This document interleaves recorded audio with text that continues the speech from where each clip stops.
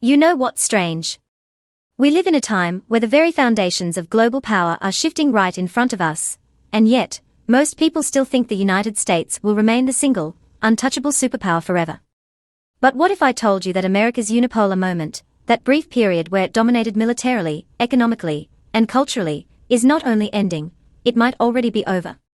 And here's the twist, it's not just foreign rivals like China, Russia, or the BRICS alliance pushing the US off the pedestal. The real cracks are inside the United States itself. Today, we are going to unpack the real reasons, those rarely discussed in mainstream commentary, behind why America's global dominance is unraveling. And I promise you, these aren't the same surface-level headlines you've seen. These are deep, structural shifts. And if you stick with me to the end, you'll see why historians might look back at this exact decade as the turning point.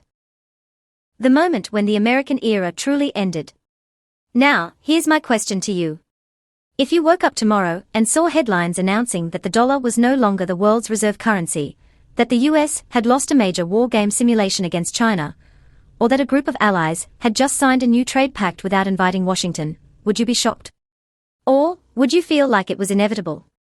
Because let's face it, for nearly 80 years after World War II, the United States enjoyed an unprecedented run at the top. It wasn't just another empire, it built the system that shaped modern global politics. Think about it, the US redrew borders, set up international institutions under its influence, made the dollar the backbone of global finance, and sold democracy as the default model of governance. For decades, this system was enforced with a mix of military power, economic leverage, and, just as importantly, belief. Belief in the idea that America stood for something bigger than itself. But that belief, it's fading. And it's fading fast. We can trace this decline through three converging fault lines. The first, military power projection is crumbling. Remember when the US was seen as unbeatable? That illusion started cracking after the wars in Iraq and Afghanistan, both choice that drained trillions of dollars, cost thousands of lives, and shattered global confidence. Here's a chilling fact. According to Secretary of Defense Pete Hegseth, in every single Pentagon war game involving a hypothetical conflict with China, the US does not come out on top. Not once. Yes, the US still maintains more than 750 military bases abroad, costing billions annually, but what used to be seen as a stabilizing presence is increasingly viewed as a destabilizing one. Instead of the global policeman, America is now perceived as the unpredictable brawler, intervening in ways that often escalate rather than resolve conflicts. The second fault line, economic supremacy, is under siege. For decades, the dollar was the beating heart of American hegemony. It gave Washington the ability to run deficits indefinitely, to impose sanctions that could cripple entire nations, and to project financial power across the planet. But that power rests on trust. And trust is evaporating. US national debt has soared past $37 trillion, yes, trillion with a T, and interest payments alone are over $1 trillion a year. The BRICS nations. They are not just talking about alternatives to the dollar, they are building them. Major economies are now trading in their own currencies. And here's the dangerous part, de-dollarization is no longer some fringe theory. It's happening in real time. Every month, more trade deals are settled in yuan, rupees, or rubles instead of greenbacks. When faith in the dollar disappears, it's not a slow erosion, it's a sudden collapse. And once that tipping point comes, it will hit not just Wall Street, but the average American's grocery bill, gas prices, and retirement savings. The third, and perhaps most fatal, fault line, America no longer believes in itself. The glue of American power wasn't just hardware or GDP. It was the belief that its institutions, its values, and its mission were worth defending. That belief is breaking apart.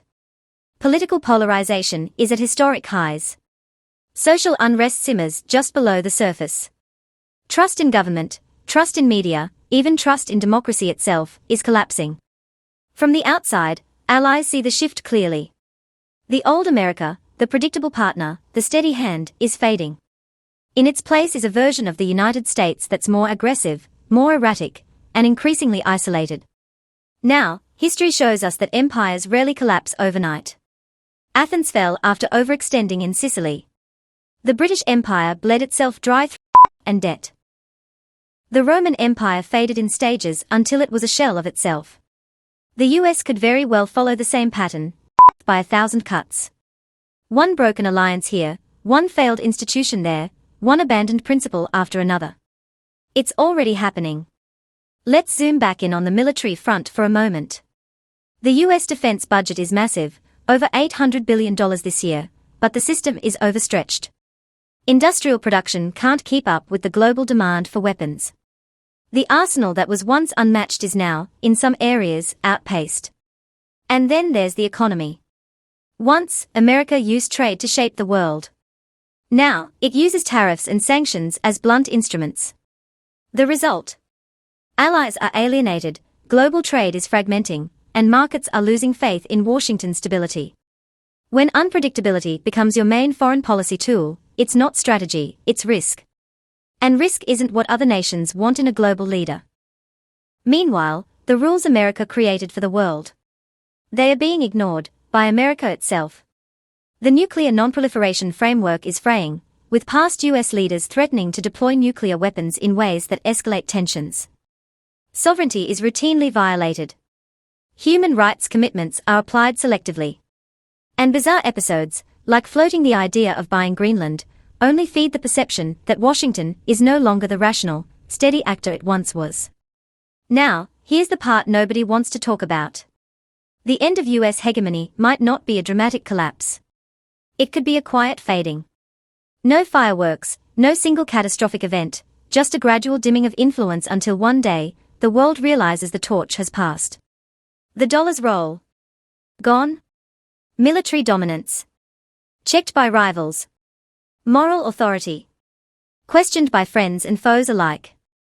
And when you put all three fault lines together, military overextension, economic erosion, and internal division, you get a picture that's hard to ignore. The American era is ending. But here's the wild card. America still has a choice. It still has unmatched innovation, vast resources, and a cultural influence that reaches every corner of the planet. The question is, will it use these strengths to adapt to a multipolar world, or cling to an outdated vision of unipolar dominance until the last threads unravel? That window is closing fast. Because the end of hegemony isn't coming someday. It's already begun. And the next few years will decide whether the US remains a major player in a balanced world, or becomes just another fallen empire in the history books. So, what do you think? Is America's decline inevitable, or can it reinvent itself in time? Do you believe we are already past the turning point? Drop your thoughts below. I read every single comment, and I want to hear your perspective on this. If you found this breakdown helpful, hit that like button so more people see it, subscribe so you don't miss the next deep dive, and turn on notifications so you're the first to know when new content drops. We've got more big topics ahead, and trust me, you won't want to miss them. Take care, and I'll see you in the next one.